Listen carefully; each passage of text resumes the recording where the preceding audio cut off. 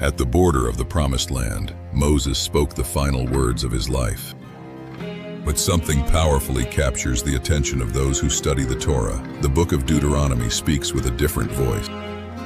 Is it simply a speech, or a new wording of the sacred text? The question is, did Moses rewrite the Torah, and if so, why?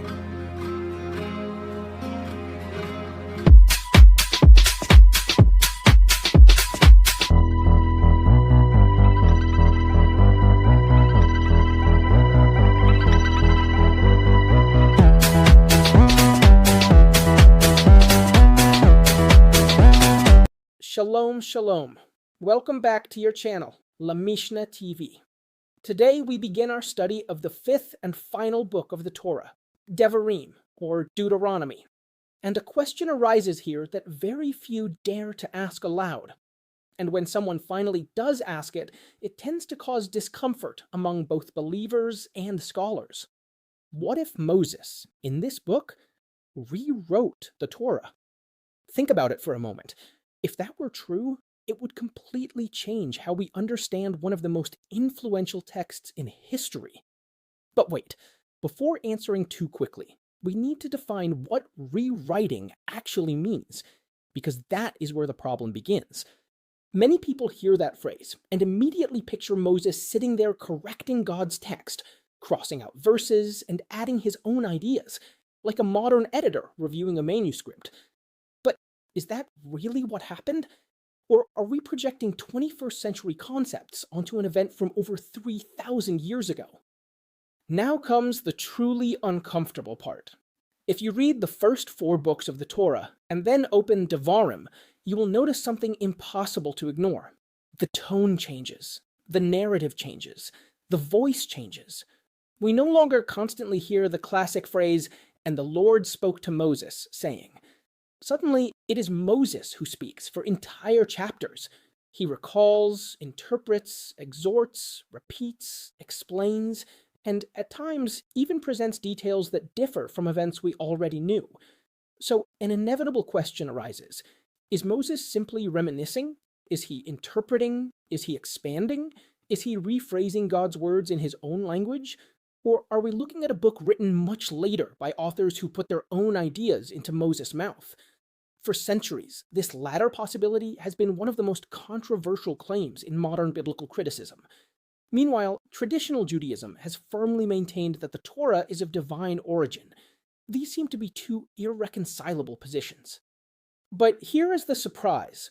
When one opens the Talmud, the Midrash, the medieval commentaries, or even the texts of Jewish mysticism, one discovers something fascinating. The sages themselves recognized centuries ago that Devarim, Deuteronomy, possesses a distinct personality. They acknowledged that the voice of Moses sounds different. They spoke of a unique form of revelation. Some even described this book as being uttered from Moses' own throat, while remaining, nonetheless, the Word of God. How can that be possible? How can a text sound profoundly human, and at the same time be considered fully divine? That is the question that hardly anyone explains with sufficient depth. And yet, it can transform our understanding, not only of the Torah, but also of prophecy, inspiration, and the relationship between God and human beings.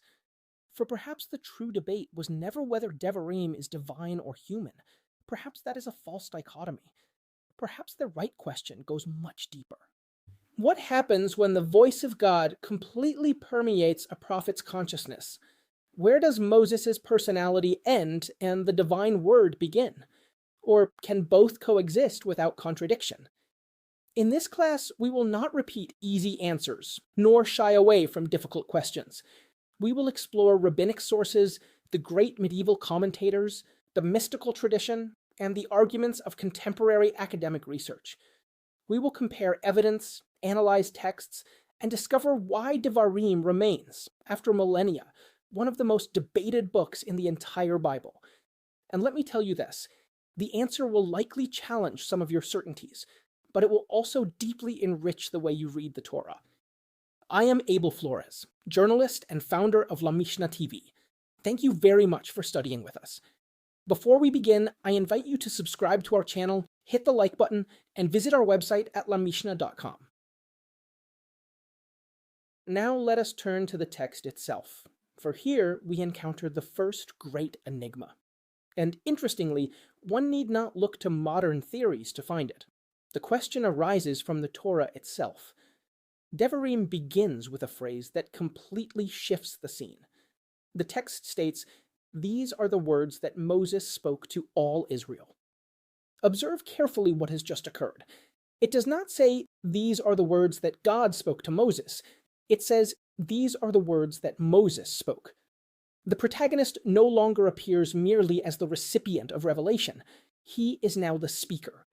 It is his voice that dominates the scene. A few verses later, we find another fascinating expression. Moses began to explain this Torah. The key Hebrew word here is *be'er.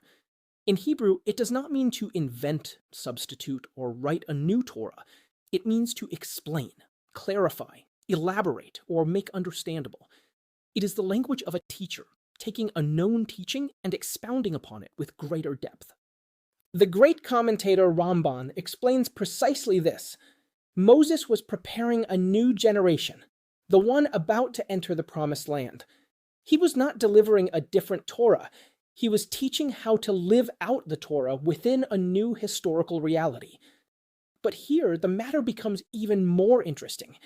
If we continue reading, we discover that almost the entire central body of Devarim is written as a massive first-person speech. Moses says, "The eternal our God spoke to us at Horeb." Then he states, "I said to you." Later, he recalls, "I took the heads of your tribes." He adds, "I sent messengers from the wilderness of Kedemoth." And finally, he confesses something deeply personal. "I pleaded with the Eternal." In other words, Moses speaks as a witness, a leader, and a protagonist of the story.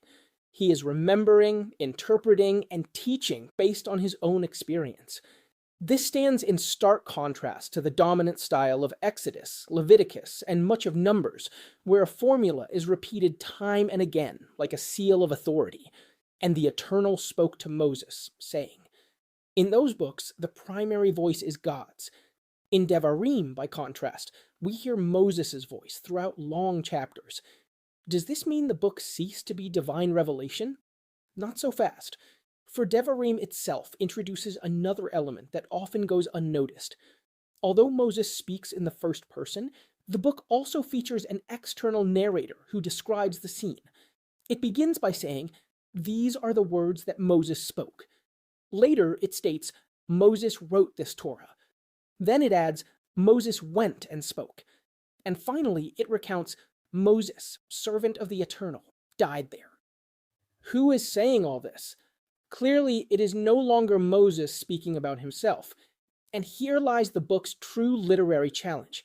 We must distinguish between at least three different levels. There is the Moses who delivers the speeches. There is the narrator who presents those speeches to the reader. And there is the final text that brings all that material together in the form we know today. Understanding this distinction is crucial, because many discussions about Devarim arise precisely from confusing these three voices. Yet when we learn to distinguish them, the book begins to reveal a depth that had previously remained hidden. There is an expression in Devarim that has influenced how millions of people understand this book for over 2,000 years, and paradoxically, it has also been one of the most misunderstood. The expression appears in Deuteronomy chapter 17, verse 18, and reads in Hebrew, *Mishneh Torah Hazot. At first glance, it seems like a simple phrase, yet behind those few words lies a linguistic, historical, and theological debate of enormous importance. When Jewish sages translated the Torah into Greek, in the version known as the Septuagint, they interpreted this expression as second law. In Greek, they called it Deuteronomion, and from that comes the name we know today in Spanish, Deuteronomio, Deuteronomy. But here we must ask a fundamental question. Are we really talking about a second law? Did God deliver an initial set of laws at Sinai and then decide to replace it with a different one 40 years later? Jewish tradition answers with a resounding no. In Hebrew, the word asterisk, mishneh, is far richer than our word second. It can mean repetition, copy, reiteration, recapitulation, or even a renewed exposition of a teaching already known. It does not necessarily imply something new that replaces what came before. Think of a university professor. On the first day, they explain a topic in general terms. Months later, before the final exam, they revisit the same material. But now they reorganize it, emphasize essential points, clarify doubts, answer questions, and adapt their teaching to students who have already matured intellectually. Are they teaching a different subject? Of course not. They are teaching the same one, but in a different way, because their students are no longer the same. That is precisely what many commentators see in Devarim. Moses is not mechanically copying the previous books, nor is he improvising new legislation. What he does is select episodes, reorganize events, interpret experiences, expand on explanations, and apply the commandments to a completely different generation. And that detail changes the entire perspective. The generation that had heard the revelation at Sinai had all but vanished. Before Moses stood a new people, young men and women born in the wilderness, poised to cross the Jordan and confront entirely different challenges. The same laws had to be taught in a new way. That is why Devarim strikes such a different tone. It is not the language of newly revealed legislation, but rather that of a teacher preparing his disciples to live out what they had already received. In this sense, translating asterisk Mishneh Torah simply as second law can lead to a mistaken conclusion. It seems to imply the existence of an alternative legal code, or even a replacement for the Sinai covenant. Yet that was never the text's intention. Devarim does not present itself as a new Torah that invalidates the previous one. It presents itself as a renewal of the Sinai covenant for a new generation, at a new moment in history, and in the face of a new reality. And perhaps that is one of the book's most profound lessons. Truth may be eternal, but the way it is taught must speak to each generation in its own language. That is precisely the greatness of Devarim, and the true meaning of asterisk Mishneh Torah. We now arrive at one of the most delicate questions in this entire debate. What did the rabbis actually think? For it is often asserted, with too much certainty, that Jewish tradition never perceived any nuance within Devarim. Yet when we open the Talmud, we discover a reality that is far richer and far more interesting. Let us begin at the beginning. The Talmud, in Bava Batra 14b, states emphatically, Moses wrote his book, the section concerning Balaam, and the book of Job.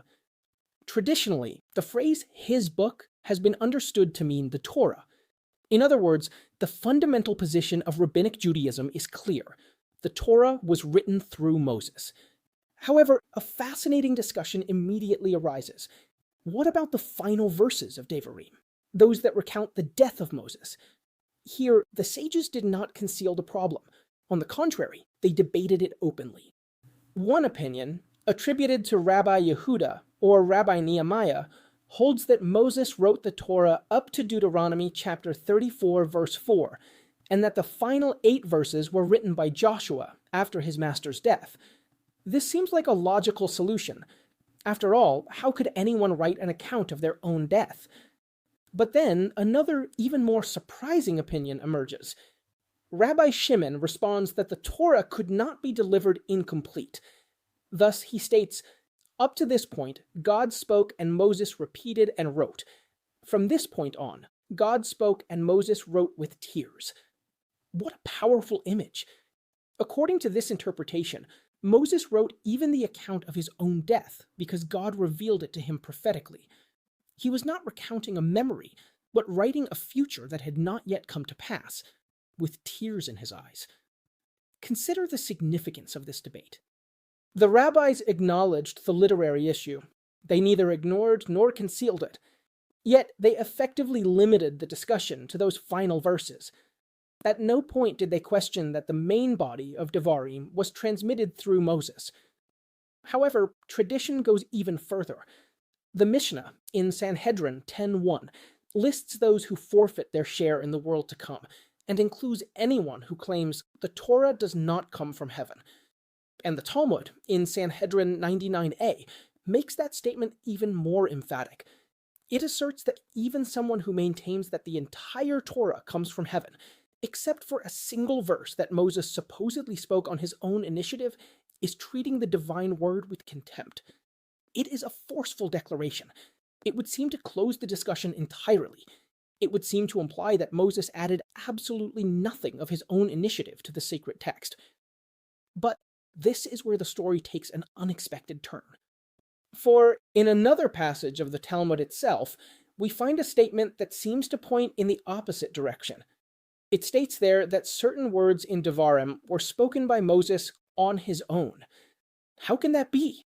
Did we not just read that attributing even a single verse to Moses' own initiative would amount to denying the divine origin of the Torah? How then can the Talmud itself claim that some words were spoken by Moses? Are we facing a contradiction?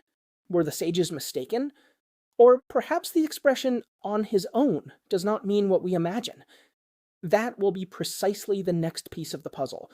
For understanding how the rabbis resolved this apparent contradiction brings us closer than ever to the true mystery of Moses' voice in Devarim.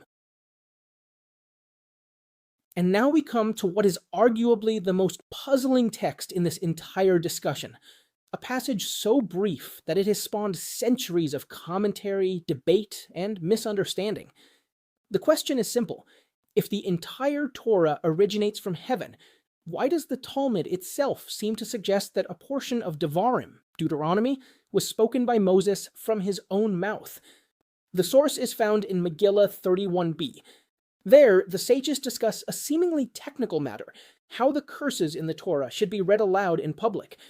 Yet in the midst of this conversation, they make an extraordinary assertion. They state that the curses in Leviticus were pronounced in the plural, and that Moses spoke them from the mouth of Gevurah, asterisk, that is, directly from divine authority. In contrast, the curses in Deuteronomy were pronounced in the singular, and Moses spoke them mipi atzmo, literally from his own mouth. In Hebrew, the phrasing is emphatic. The first set, Moses spoke from the mouth of Gevurah, the second, from his own mouth. And this is where many people stop and jump to a conclusion. There is the proof, some say. The Talmud itself admits that Devarim contains human words. But does it really say that? Let us consider this for a moment. If we were to interpret that expression in the most literal sense possible, we would have to accept enormous consequences.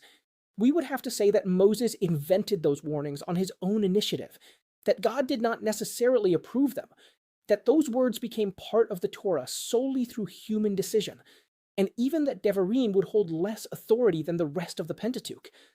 However, there is a problem.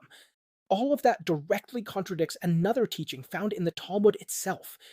Recall Sanhedrin 99a, which states that anyone who maintains that even a single verse was spoken by Moses independently of heaven is denying the divine nature of the Torah. Thus, we have two Talmudic texts that appear to say opposite things. One view holds that Moses spoke from his own mouth. The other condemns the notion that Moses introduced even a single verse on his own initiative. Are we facing a contradiction? Rabbinic tradition answers no. The key lies in understanding that the expression mipi atzmo describes not the origin of the message, but the manner in which it was communicated. It does not refer to who invented the words, but rather to how they were spoken. In other words, the distinction is not between a divine text and a human one, but between two different modes of revelation. In Leviticus, Moses conveys the divine word much like a spokesperson repeating exactly what he hears.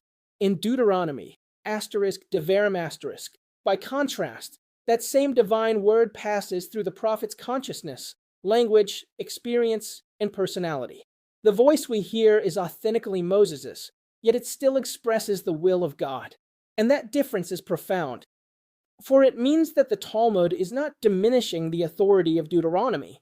Rather, it is revealing something far deeper, that divine revelation can be expressed in different ways, sometimes as direct dictation, and at other times as a teaching voiced by the prophet himself, without losing its heavenly origin. This idea leads us to the next stage of our study, where we will examine how great Jewish commentators understood exactly what it means for Moses to have spoken from his own mouth, while still fully conveying the word of God. We have reached the heart of the matter. If the Talmud states that Moses spoke from his own mouth, yet simultaneously insists that the entire Torah originates from heaven, how did the great masters of Judaism resolve this apparent contradiction? The fascinating thing is that tradition did not offer a single explanation. Over the centuries, at least 3 major models emerged, each illuminating a different aspect of the mystery. The first is the model of verbatim dictation. According to this view, God communicated every word of the Torah, including Deuteronomy, Devarim, to Moses, and Moses wrote it down exactly as it was revealed to him. What then does it mean that he spoke from his own mouth? Simply that, in the historical setting, it was Moses who was addressing the people. He used the first person, delivered the address, and did not preface every sentence with, "Thus says the Eternal." It was his voice that the Israelites heard. Yet the content ultimately recorded in the Torah remained entirely divine. This is, in essence, the strictest position held by Maimonides, the Ramban. In his famous 8th principle of faith, he asserts that the entire Torah we possess was given by God through Moses. He even likens Moses to a scribe, faithfully recording what is communicated to him. However, Rambam adds a crucial point. Moses' prophecy was unlike that of any other prophet. Moses received revelation while fully awake, without dreams, trances, angelic intermediaries, or obscure symbols. He grasped the message with absolutely exceptional clarity.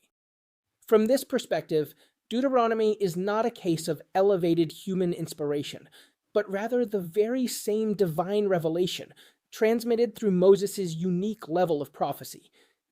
Yet there is a second, more nuanced model. Here, a distinction is made between 2 different moments. First, the historical moment. Moses delivers his speeches from a place of prophetic consciousness, possessing a profound understanding of God's will and the needs of Israel. Then comes a second stage. God commands that those speeches be written down and incorporated into the Torah. Note the difference. Moses takes the initiative to speak, but lacks the independent authority to turn his words into scripture. What began as a prophetic address ends up as Torah because God commands its inscription in the sacred text. This model allows for a perfect harmonization of the 2 Talmudic sources. Megillah can state that Moses spoke on his own, while Sanhedrin maintains that the Torah remains entirely heavenly. The initiative belongs to the act of speaking. The authority of the text belongs to God. And finally, we encounter the third model, perhaps the most profound and also the most poetic. It is the one developed by Kabbalah and Hasidism. There, an extraordinary phrase appears. The Shekinah spoke from Moses' throat. What a powerful image. It does not mean that Moses was a puppet or an unconscious instrument. Jewish mysticism never portrays him as someone possessed or devoid of free will. Quite the opposite. Moses thinks, understands, speaks, and decides. Yet he has attained such a high degree of bitul, the nullification of the ego before God, that his will no longer competes with the divine will. And here emerges one of the most beautiful paradoxes in the entire Jewish tradition. Devarim is authentically the voice of Moses. Yet, precisely because Moses is so completely united with God's will, the more personal his words appear, the more perfectly they express the divine word. There are not 2 conflicting voices. There is a single truth, uttered through a human being whose consciousness has become the most transparent reflection of God's presence. And perhaps that is the most profound answer of all. The greatest miracle of revelation is not that God spoke to a human being, but that a human being came to identify so fully with the divine will that his own voice could become the perfect vehicle for that revelation. Before proceeding, it is important to make a scholarly clarification, and believe me, such details are not mere technicalities. In the serious study of the Torah, citing sources correctly is also a way of honoring the truth. One often hears it said that the asterisk Tanya teaches that the Shekhinah spoke from the throat of Moses. It is a beautiful idea, but the statement requires nuance. Why? Because it is one thing for a book to explain a concept, and quite another for it to be the source of a specific phrase. Let us begin with what the asterisk Tanya actually teaches. Rabbi Shneir Zalman of Liadi develops one of the most profound ideas in Hasidic thought, bitul, the nullification of the ego before God. But a word of caution. Here, nullification does not mean losing one's personality or ceasing to think. It is not about disappearing as an individual. It means that the human will stops placing itself at the center and learns to align with the divine will. From that perspective, the asterisk Tanya teaches that the Torah is not merely an inspired book. It is the wisdom and will of God, expressed in words. And something extraordinary happens. When a person studies Torah deeply, their intellect comes into contact with the divine intellect. Human intellect and the wisdom of the Torah unite in a unique way. That is why the asterisk Tanya asserts that human speech can become a vehicle for a higher word. It also teaches that the souls of the righteous and the prophets can attain extraordinary levels of closeness and spiritual transparency.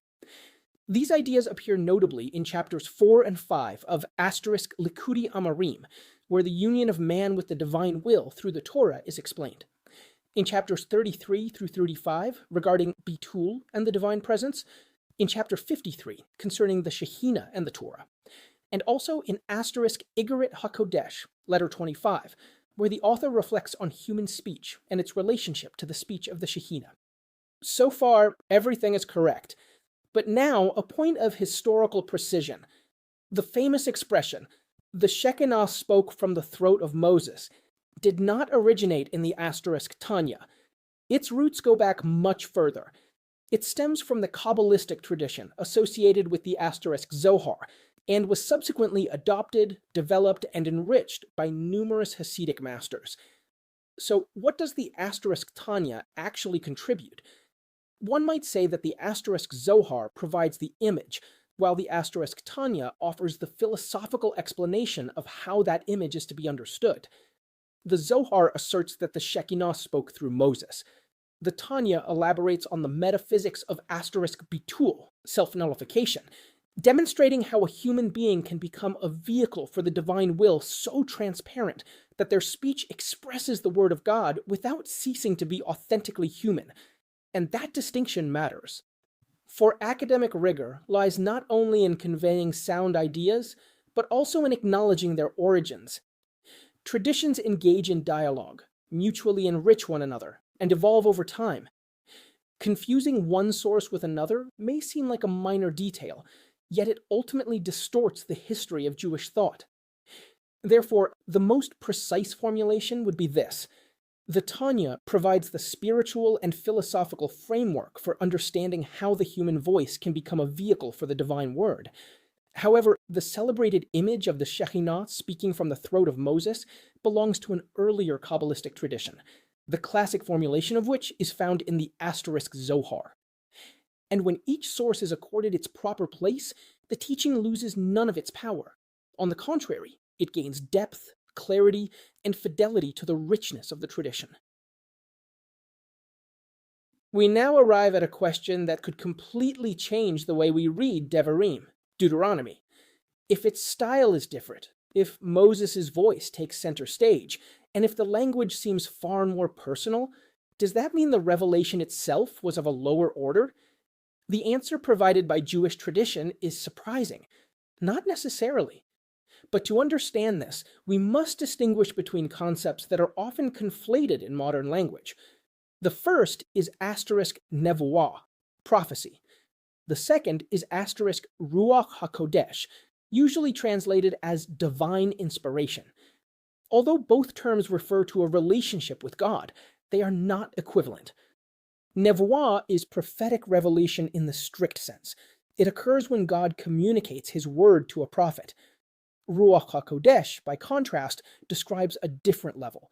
It is a form of divine assistance, a spiritual illumination or guiding inspiration. that does not, however, traditionally hold the same rank as the prophecy of Moses. That is why the books of the asterisk Ketuvim, writings, such as Psalms or Proverbs, are generally associated with Ruach HaKodesh, whereas the Torah occupies a completely unique status. And here, a very common misconception arises. When we say today that a book was inspired, we tend to imagine that God conveyed a general idea, and the author freely chose the words to express it. That concept may well describe other religious traditions, or even certain modern theories of inspiration, but it does not accurately reflect the classical rabbinic understanding of the Torah. In Judaism, Devarim is not merely an inspired book in that sense. It is part of the Pentateuch. It is part of the Torah. And as such, it shares in the unique nature of Moses' prophecy. So why does it sound so different? Here we find a much more precise distinction. It does not alter the authority of the text. It changes the way the revelation is presented. In Genesis, Exodus, Leviticus, and much of Numbers, a very characteristic scene predominates. God speaks, and Moses listens. Time and again the formula appears, and the Eternal spoke to Moses, saying, "It is a revelation that descends from God to the prophet." In Devarim, Deuteronomy, however, the movement seems different. We constantly hear Moses say, "I told you, I taught you, I remind you." Now, the revelation appears internalized. It has passed through the prophet's experience and become a teaching addressed to the people. In the earlier books, Moses conveys specific commandments. In Devarim, he interprets history, recalls events, exhorts the people, and renews the covenant before entering the promised land. The narrative voice changes as well. Before, it was more impersonal, more legalistic, more solemn. Now it is deeply pastoral, exhortative, and at many moments, autobiographical. But here lies the crucial point. Tradition never understood these differences as a diminution of authority. There is no first-rate Torah and a second-rate one. There is no book more divine than another.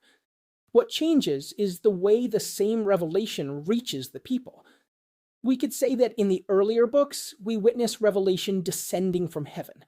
In Devarim, we witness that same revelation already embodied in Moses' consciousness, transformed into teaching, memory, and a call to responsibility. And perhaps that is one of the book's greatest lessons. The Word of God does not lose its authority when it passes through the heart of a faithful prophet. On the contrary, it demonstrates that revelation reaches its fullest expression when eternal truth can speak with a deeply human voice without ever ceasing to be divine. Having explored the Talmud, it is time to hear from three of the most influential commentators in Jewish history: Rashi, Ramban, and Ibn Ezra. Interestingly, although each has a distinct approach, none concludes that Devarim, Deuteronomy, is a human work independent of divine revelation. Let us begin with Rashi. When commenting on the first verse of Deuteronomy, these are the words that Moses spoke to all Israel. He does not ask whether Moses is writing a new Torah. His attention is directed toward an entirely different aspect. Rashi explains that these words are, above all, words of rebuke. Yet observe Moses' delicacy. Instead of directly pointing out the people's sins, he mentions place names. Each location evokes an episode of rebellion or failure, yet without publicly shaming Israel. It is an extraordinary lesson in leadership. A true teacher does not humiliate his disciples to prove he is right. He corrects with sensitivity, recalling errors without destroying the dignity of those who committed them. For Rashi, this is the true message of the opening of Devarim. The emphasis lies on Moses' pedagogy, his wisdom in educating, and his mission to transmit the divine will to the new generation. Now let us turn to Ramban. His interpretation is much broader. According to Ramban, Moses does 4 things simultaneously. He recapitulates the commandments the new generation needs to remember. He explains already known laws to make them more understandable. He introduces commandments that had not yet been publicly communicated. And finally, he exhorts the people not to forget the covenant before entering the promised land. But here comes a crucial clarification. When Ramban speaks of new commandments, he does not mean that Moses invented them. Quite the opposite. He asserts that they too stem from the divine mandate. The difference is that some were meant to be revealed precisely at that moment, because their application was specifically linked to life in the land of Israel. Thus, for Ramban, the novelty of Devarim, Deuteronomy, lies not in human legislation, but in a new way of teaching the very same will of God. Then we come to Ibn Ezra, likely the most enigmatic of the three. For Ibn Ezra drops certain observations that have intrigued generations of scholars. He comments on expressions such as, the Canaanite was then in the land, beyond the Jordan, the account of King Og's bed, certain passages in Deuteronomy chapter 31, and of course the chapter describing the death of Moses. And then he writes a phrase that has become famous, and the one who understands will remain silent. What did he mean? Many modern researchers have interpreted those words as an intimation that some passages might have been written or annotated from a post-Mosaic perspective. However, we must be very careful. Ibn Ezra never claims that the entirety of Devarim was composed centuries later, as modern biblical criticism would maintain. Jewish tradition understood his observations differently. It viewed them as very limited possible exceptions, minor editorial glosses, later clarifications, or even texts written prophetically, but never as a denial of Mosaic authorship of the Torah. And here we find something truly revealing. Rashi emphasizes Moses' pedagogy. Ramban highlights the renewal of the covenant and the exposition of the Torah. Ibn Ezra raises literary questions with extraordinary intellectual honesty. 3 different approaches, 3 distinct sensibilities. Yet all 3 agree on a fundamental point.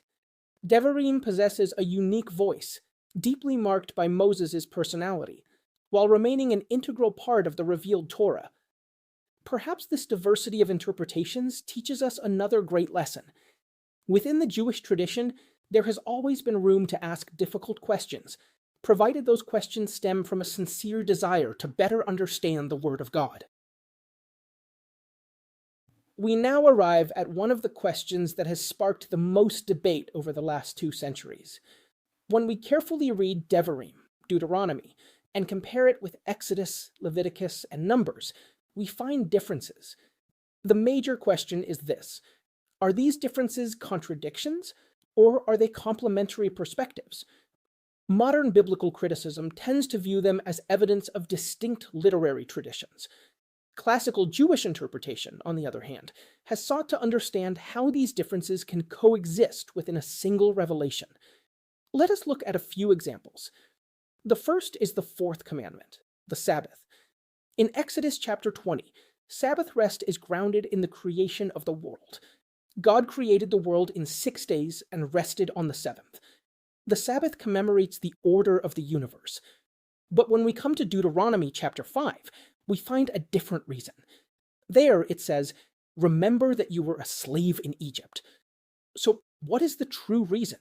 Creation or liberation? Tradition answers both. One reveals the cosmic dimension of the Sabbath, the other its historical and social dimension. We rest because God created the world, but also because no human being should ever again live as a slave. The Midrash summarizes this idea with a memorable phrase. *shamor*, and Zahor were uttered in a single word. In other words, what we hear as separate things, God can reveal as a single unity. Let us consider a second example, the spies. In Numbers 13, it appears that God commands the sending of scouts. In Deuteronomy chapter 1, however, Moses recalls that it was the people themselves who proposed the idea, and he adds that the proposal seemed good to him. Who then took the initiative? The traditional explanation harmonizes both accounts by stating that the people presented the request, Moses consulted God, and once divine approval was received, God formalized the mission. Historical criticism, conversely, interprets these differences as 2 literary versions that were later integrated. A third case is the exclusion of Moses from the Promised Land. In Numbers, the the immediate cause is the episode of the waters of Meribah. But in Deuteronomy, Moses states several times that his fate was also linked to the people's rebellion. Do the two accounts contradict each other? Traditional commentators answer no. The specific sin occurred at Meribah, but that episode cannot be separated from the ongoing context of the people's pressure, complaints, and disobedience. As a leader, Moses also bore the consequences of Israel's collective history. Modern criticism, once again, sees this as a theological reinterpretation characteristic of Deuteronomy. And we arrive at the fourth example, perhaps the most important from a historical perspective, the place of worship. In Exodus, it seems possible to erect altars in various locations. In Deuteronomy chapter 12, however, there is an insistence on offering sacrifices solely at the place the Eternal will choose. A change in legislation? Rabbinic tradition answers by distinguishing between historical stages. There was a time before a central sanctuary existed. Then came the period of the *Mishkan, tabernacle. And finally, the definitive choice of Jerusalem arrived.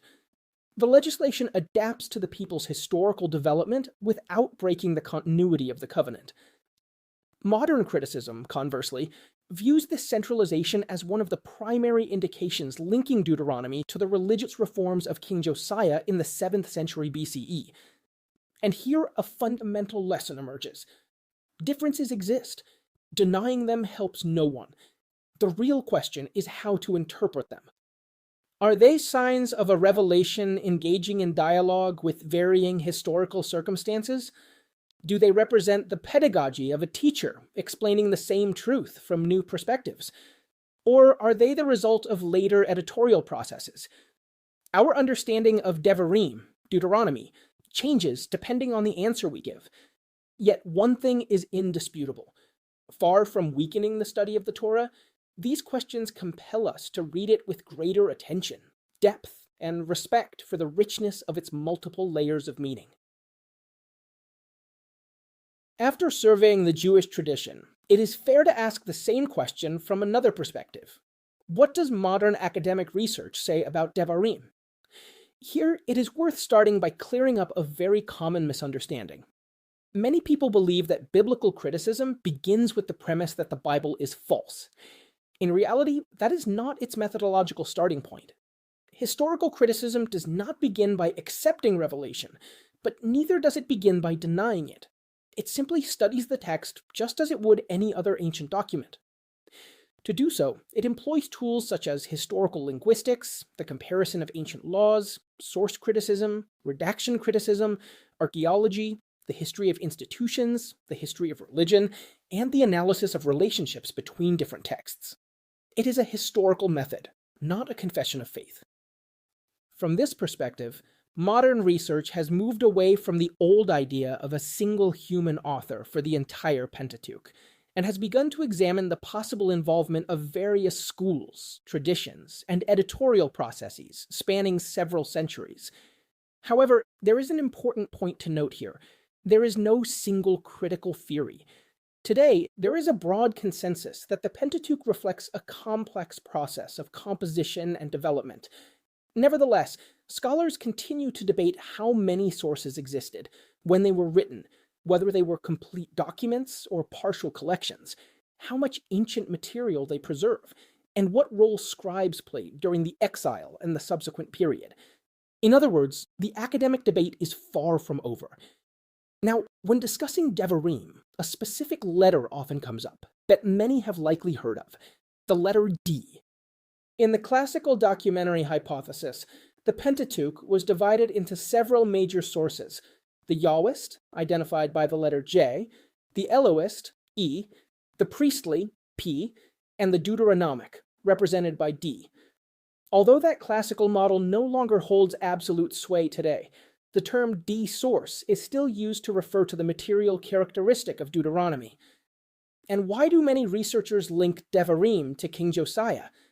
The answer lies in an episode recounted in the second Book of Kings, chapters 22 and 23. It tells how, during renovation work at the temple, the high priest Hilkiah discovered a mysterious Book of the Torah. Upon hearing its contents, King Josiah undertook a profound religious reform. He eliminated rival cults, destroyed local shrines, centralized worship in Jerusalem, and restored the national celebration of Passover. In the 19th century, the scholar Wilhelm de Wet proposed an idea that would prove highly influential. The book that was found might have been an early form of Deuteronomy, specifically chapters 12 through 26, which contain the very requirement to offer sacrifices solely at the place chosen by God. To many scholars, the coincidence seemed too striking to ignore. However, this raises a new question. Was that book truly discovered, or was it composed during Josiah's reign to support his reform? Answers within modern scholarship vary widely. Some believe it was written around the time of Josiah's reign to legitimize the reformist agenda. Others hold that it was a much older text, perhaps originating in the ancient northern kingdom, that was rediscovered centuries later. Some propose the existence of an ancient core that was expanded during the reform. And others even consider that the account of the discovery might have been a literary device intended to present a religious program as if it originated with the authority of Moses. But here we must be intellectually honest. None of these reconstructions can be definitively proven. There is no historical document proving that scribes deliberately fabricated a book to deceive the king. That is a possible hypothesis within a research framework, not a proven fact. And that distinction is fundamental. For true academic work consists precisely of differentiating between the data we possess and the interpretations we construct from them. Only in this way can we engage in a rigorous dialogue between tradition and critical scholarship, free from oversimplification and prejudice. One of the best-known conclusions of modern biblical criticism is that the voice of Moses in Devarim, Deuteronomy, is pseudonymous. But before accepting or rejecting that idea, we must understand exactly what it means.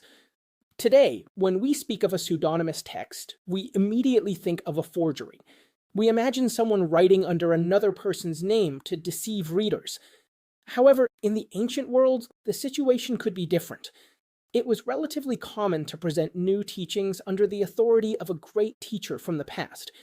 This was not always viewed as fraud, but rather as a way to update their legacy for a new generation. From this perspective, many critics maintain that the speeches in Devarim are not a verbatim transcript of the words spoken by Moses on the plains of Moab, but rather a literary construct presenting later teachings as his final testament. On what do they base this? First, they observe that the book appears to reflect a retrospective view. It speaks of institutions that were already established, conflicts related to the monarchy, the centralization of worship, a society settled in the land, and even situations that some consider consistent with the experience, or the threat, of exile. Second, they highlight its literary style. Devarim repeats highly characteristic expressions, such as, with all your heart and with all your soul, the place the Eternal will choose, listen to the voice of the Eternal, observe and fulfill, so that it may go well with you, the land the Eternal gives you, and the constant call to remember and not forget. This same language reappears prominently in the books of Joshua, Judges, Samuel, and Kings, and even in parts of the book of Jeremiah.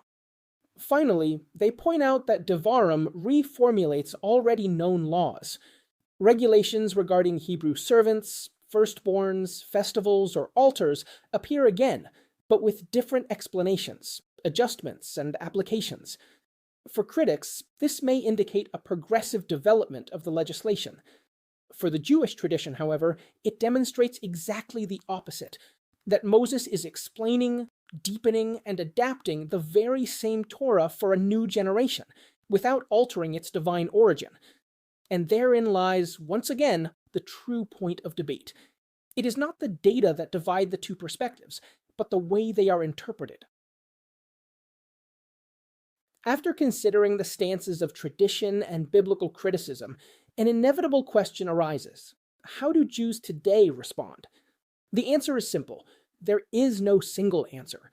Contemporary Judaism encompasses various streams, and each has attempted to engage with the challenges of modern scholarship in a different way. Classical Orthodoxy maintains the traditional position. It affirms that the Torah was written by Moses at divine command, accepting as a possible exception only the final verses describing his death, and rejects the idea that the Pentateuch is, in essence, the work of later authors. However, more nuanced voices have emerged within the Orthodox world itself. Some thinkers distinguish between the divine origin of the Torah, the prophetic mediation of Moses, the literary process through which the text reached its final form, and its transmission across generations. These models attempt to explain certain literary phenomena without abandoning the fundamental principle of Torah min hashamayim, Torah from heaven. At the same time, they maintain a clear boundary. The Torah cannot be reduced merely to a human religious creation. On the other hand, conservative, or Masorti Judaism, generally accepts that the Torah reflects a historical process of composition, involving distinct layers, legal development, and significant human participation. Nevertheless, it continues to regard the Torah as a revelatory text, understanding that through this historical process, Israel encountered God's presence and established the foundation of its covenant with him. Finally, Reform and Reconstructionist Judaism tend to adopt a more historical perspective. They view the Torah as the great spiritual memory of the people of Israel, an archive of religious experiences and a sacred literature, sacred because of how the community has received and lived it, rather than because of a supernatural word-for-word dictation. In these movements, Moses remains the foundational figure of Judaism, even if he is not necessarily the literal author of the entire Book of Deuteronomy. Ultimately, all these perspectives address the same question from different angles. How do God and humanity meet within the Torah? Some place the emphasis on direct revelation, others on the historical process. Yet all acknowledge that Devarim remains a decisive work for understanding the identity, faith, and history of the people of Israel. Let us return to the verse that sparked our entire investigation. Deuteronomy chapter 1, verse 5 states that Moses began to explain this Torah. In Hebrew, a very precise verb is used, be'er, and the more we study that word, the more we discover the extraordinary depth it holds. What does be'er really mean? The first level is the most obvious, to explain. Moses takes the teachings Israel had already received and organizes them for a specific audience, a generation that was not present at Sinai and is on the verge of entering the Promised Land. But explaining is not simply repeating, and here a second level emerges, to interpret. Every teacher knows that teaching consists of showing how an eternal truth responds to a new situation. Moses does not change the Torah. He helps the people discover how to live it out in a completely different context. The third dimension is particularly beautiful. Rashi, following an ancient Midrashic tradition, comments that Moses explained the Torah in 70 languages. Are we to imagine him literally speaking 70 languages? Perhaps yes, perhaps no, but the symbolism is far more important than the number. In Jewish tradition, 70 represents the totality of the nations. The lesson is clear. The Torah was not meant to remain locked within an inaccessible language. It had to be explained until it could be understood in its full breadth. For a truth that no one understands ends up being a truth that no one lives. There is a fourth level, halakhic asterisk clarification. Some laws could lead to confusion or be misapplied. Moses revisits them, elaborates on them, and eliminates ambiguities before Israel begins a new chapter in its history. And finally, we find the fifth level, perhaps the deepest of all. The heir also means renewing the covenant. The generation that had received the revelation at Sinai was passing away.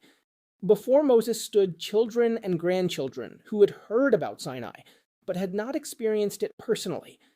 And here emerges a truth that runs through the entire history of Judaism. Faith cannot be inherited the way one inherits a house or a surname. Each generation must make the covenant its own. No one can live solely on the spiritual experience of their parents. That is why Devarim is not merely a book of memories. It is a call to make the covenant with God one's own. And perhaps that is the best way to understand the verb be'er. Moses is not writing another Torah. He is not correcting the previous one. He is not replacing Sinai. He is doing something far more difficult. He is ensuring that a revelation received 40 years earlier ceases to be a past event and becomes a reality, understood, taught, internalized, and lived by a new generation. That is the great movement of Devarim. The Torah shifts from being a revelation heard at the foot of a mountain to becoming a truth that dwells in the heart of a people. And perhaps that remains the mission of every teacher, every parent, and every student, not merely to repeat the words of tradition, but to explain them with such clarity and depth that each generation can hear, as if for the first time, the voice of God speaking to its own life. We arrive at one of the most sensitive questions of this entire study. Did Moses modify the laws of the Torah? The answer depends, once again, on the framework through which we view the text. Let us begin with the traditional perspective. For classical Judaism, the answer is clear. Moses did not modify the Torah on his own authority. How then does it explain the differences found between Devarim, Deuteronomy, and the preceding books? Tradition offers several complementary answers. In some cases, the laws do not contradict each other, but rather complement one another. Each passage sheds light on a different aspect of the same teaching. In other instances, the differences arise from distinct historical contexts. Legislating for a people living in the wilderness is not the same as legislating for a nation established in its own land. The oral Torah also plays a role, enabling us to understand how to correctly apply the commandments in specific situations. Furthermore, some rules express general principles, while others regulate particular cases. And finally, there are explanations offered by Moses under divine command to prevent misinterpretation before Israel enters Canaan. From this perspective, the law remains intact. What evolves is the way it is understood and applied. Modern biblical criticism, however, observes the same phenomenon and reaches a different conclusion. Many scholars believe that one can indeed speak of a legal revision. This is not because anyone sought to destroy the previous legislation, but because the rules were adapted to new historical circumstances. According to this interpretation, the Deuteronomic authors preserved many ancient laws, but also reformulated them. They transformed institutions designed for a tribal, rural society into rules suited to a more organized and centralized people. They reinforced the importance of Jerusalem as the sole legitimate site for worship. They promoted a broader understanding of certain ideals of holiness and reinterpreted the covenant, placing special emphasis on exclusive fidelity to the God of Israel. For this reason, a crucial term frequently appears in academic discourse: rewriting. But we must understand that term correctly.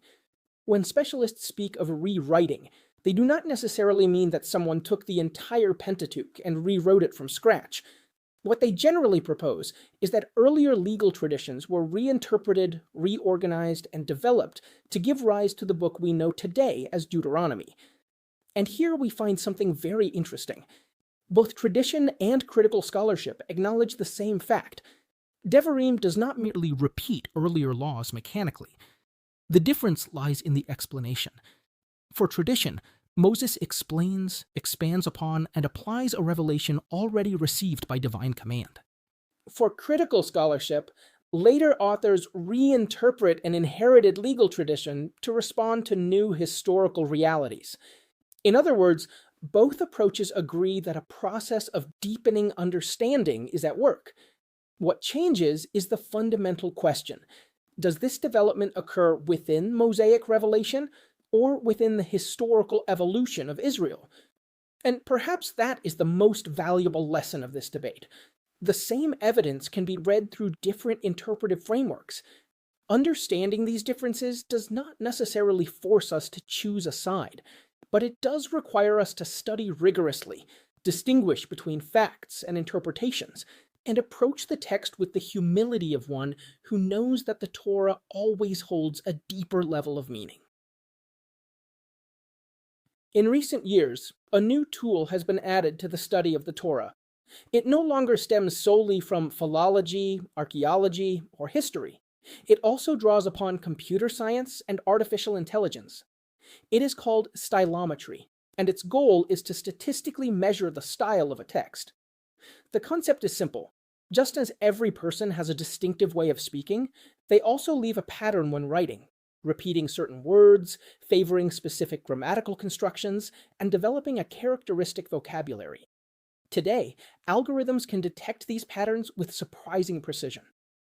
When applied to the Pentateuch, stylometry has compared the language of various textual blocks, specifically the Deuteronomic material, known as D, the so-called Deuteronomistic history, spanning, broadly speaking, from Joshua to Kings, and the priestly material, identified as P.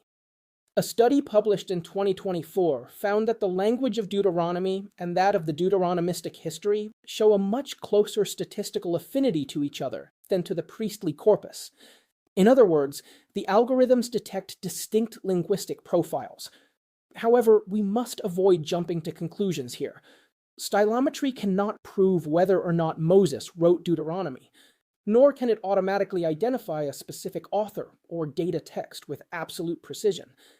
What it can show is that certain groups of chapters share stylistic traits, while others exhibit systematic differences. These results may be consistent with the existence of literary schools, editorial processes, or distinct stages of composition. Yet the historical interpretation of this data still depends on the model we adopt, and this leads us to a broader reflection. If we look at the traditional paradigm, we find very clear strengths. It takes seriously the way the Torah presents itself, explains why the entire Pentateuch possesses a unified normative authority, preserves the uniqueness of Moses' prophecy, and offers a coherent understanding of how the divine word can be expressed through a human being. However, it also faces challenges. It must harmonize passages that appear different, explain references that some consider to be later additions, and address questions raised by the historical method, even if it cannot resolve them from a theological perspective. On the other hand, the historical critical paradigm also possesses significant strengths. It explains in detail differences in vocabulary, style, and perspective, places laws within specific social contexts, studies the development of institutions, such as the centralization of worship, and compares Deuteronomy with other texts from the ancient Near East. Yet, it is not without its difficulties. Many of its reconstructions are hypotheses, rather than directly observable facts. Scholars remain divided on how many sources existed, when they were written, or how they were integrated. At times, there is a risk of turning probabilities into certainties, or assuming that any difference in style necessarily implies a different author. Above all, the historical method has a limit that it acknowledges itself. It can neither prove nor refute revelation. Ultimately, tradition and criticism address different questions. One asks who is speaking and what the ultimate origin of the Torah is. The other attempts to reconstruct how the text arrived at its current form. Understanding this distinction is essential, for perhaps true wisdom lies not in pitting the two approaches against each other as enemies, but in recognizing that each illuminates different aspects of the same phenomenon. History can analyze the text's form. Faith reflects on its meaning. And when the two engage in a dialogue marked by intellectual honesty, our understanding of Devarim becomes far deeper. After surveying rabbinic tradition, medieval philosophy, Kabbalah, Hasidism, and modern academic scholarship, we are finally in a position to answer the great question with which we began this class. Did Moses rewrite the Torah? The most honest answer is, it depends on what we mean by rewrite. If by rewrite we mean re-explaining, organizing, interpreting, and applying the Torah for a new generation, then Jewish tradition answers yes. That is exactly what Devarim, Deuteronomy, does. Moses takes the revelation received at Sinai and transforms it into a living teaching for a people about to enter a new stage of their history. But if by rewrite we mean substituting God's will with personal ideas, creating independent legislation, or autonomously modifying divine commandments, then the traditional answer is a resounding no. In the rabbinic view, Moses never appears as a sovereign legislator acting independently of God. He appears as a prophet, as a teacher, as an interpreter, as a mediator, as an orator, and also as the scribe of the revelation. Ultimate authority remains with the Eternal One. Now, what do we make of that phrase in the Talmud stating that Moses spoke Devarim from his own mouth? The traditional reading answers that this expression describes the form of the speech, not its origin. Moses speaks with his own voice, drawing upon his personality and his prophetic experience. He does not preface every sentence by saying, "Thus says the Eternal." Yet this does not mean he is teaching a different truth. It means God intended for his word to reach the people through the fully human voice of his prophet. Kabbalah and Hasidism take this idea even further. For them, the apparent difference between the word of Moses and the word of God finds its resolution in bitul, the nullification of the ego.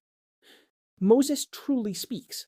He remains Moses, yet his will is so united with the divine will that there is no longer any conflict between the two. That is why tradition can affirm that the Shekinah spoke through the throat of Moses, not because Moses ceases to exist, but because his humanity becomes the most transparent vehicle for God's presence. Modern biblical criticism, of course, offers a different response. From that perspective, it is unlikely that Moses authored Deuteronomy as we know it today.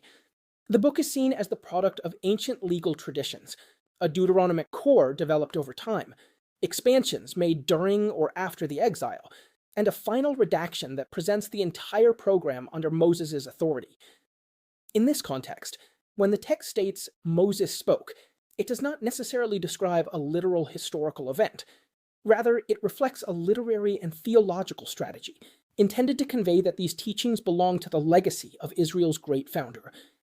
And here, our journey concludes, not with a simplistic answer, but with a deeper understanding. For perhaps the question was never merely about who wrote Devarim. The truly important question is how we understand the relationship between the voice of God and the voice of the human being. Tradition responds by speaking of revelation and prophecy. Critical scholarship responds by speaking of history and literature. And the serious student of the Torah would do well to be familiar with both perspectives, always distinguishing between facts, interpretations, and convictions of faith.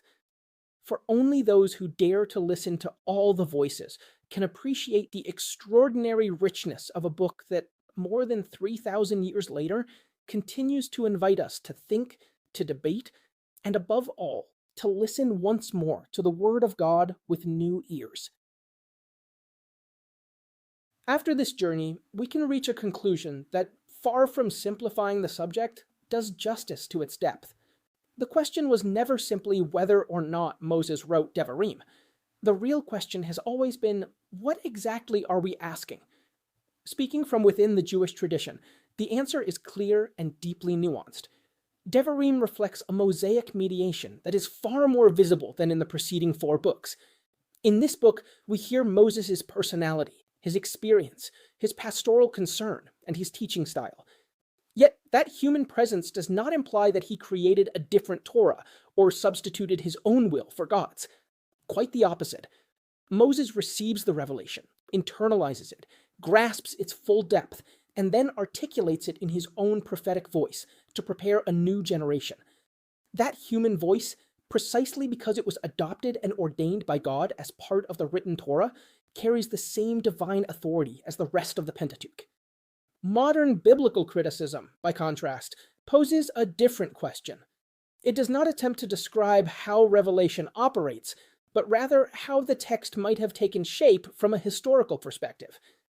Consequently, it views Deuteronomy as a composite work that reworks ancient legal and historical traditions, presenting this program through the form of Moses' final speeches. From this viewpoint, the Mosaic voice serves a literary and theological function of authority, even if it may preserve very ancient memories or traditions linked to the historical figure of Moses. And here perhaps lies the most important lesson of this entire class. Tradition and criticism are often portrayed as if they were answering the same question, but that is not the case. Tradition asks, how does God speak through Moses?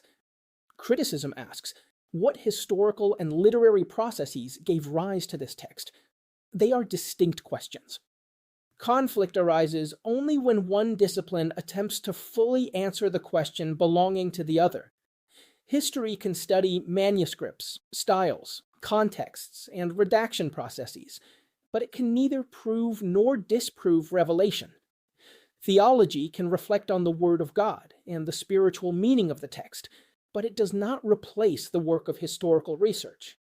Perhaps true wisdom lies in recognizing the limits and the value of each approach. For Devarim continues to speak to us precisely because of that extraordinary union between a man's voice and the quest for the voice of God. And perhaps that is Moses' greatest legacy, teaching us that revelation must not only be received, but also understood, lived out, and faithfully passed on to each new generation. That concludes today's lesson, and so you can continue studying with us. Here are a couple of videos. Shalom.